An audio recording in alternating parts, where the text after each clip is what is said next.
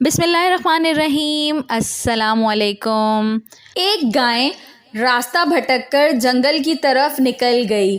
وہاں ایک شیر اس پر حملہ کرنے کے لیے دوڑا۔ گائے بھاگنے لگی، شیر بھی اس کے پیچھے دوڑتا رہا۔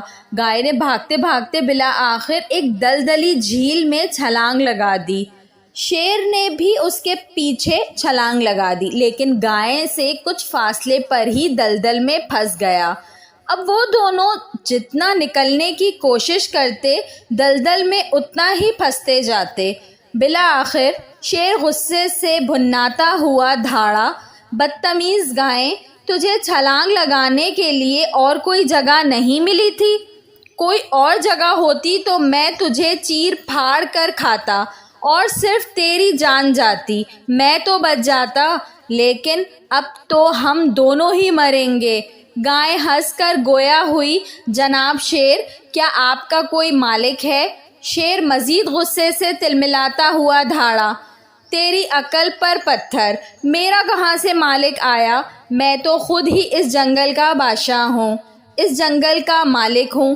گائے کو پھر ہنسی آ گئی، کہنے لگی، بادشاہ سلامت، یہیں پر آپ کمزور ہیں، نہایت ہی کمزور۔ میرا ایک مالک ہے جو کچھ ہی دیر میں مجھے ڈھونڈتا ہوا یہاں آ جائے گا اور مجھے نکال کر لے جائے گا اور آپ کو مار ڈالے گا۔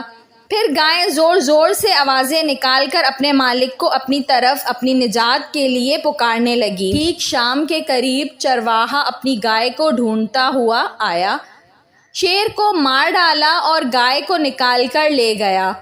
آج ہم مسلمان بھی اس گائے کی طرح بھٹک گئے ہیں اور شیر نما دشمن ہمارے پیچھے لگا ہوا ہے، جبکہ ہمارا بھی ایک مالک ہے جو زبردست اور حکمت والا ہے، جو ہمیں دشمن کی سازش اور ظلم و بربریت سے نجات دلانے کی پوری قدرت رکھتا ہے۔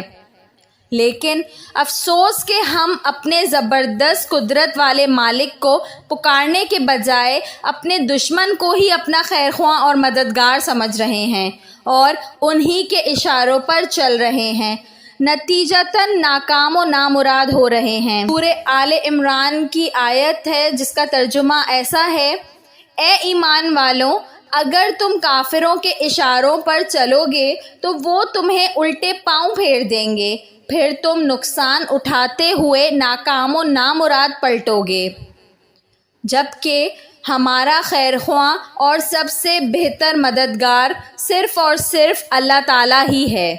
ویڈیو پسند آئی ہو تو اس کو ضرور لائک کریے گا، اور ایسی مزید اچھی ویڈیوز دیکھنے کے لیے میرے چینل اردو کہانی گھر کو سبسکرائب کر لیجئے۔ Thanks for watching. اللہ حافظ۔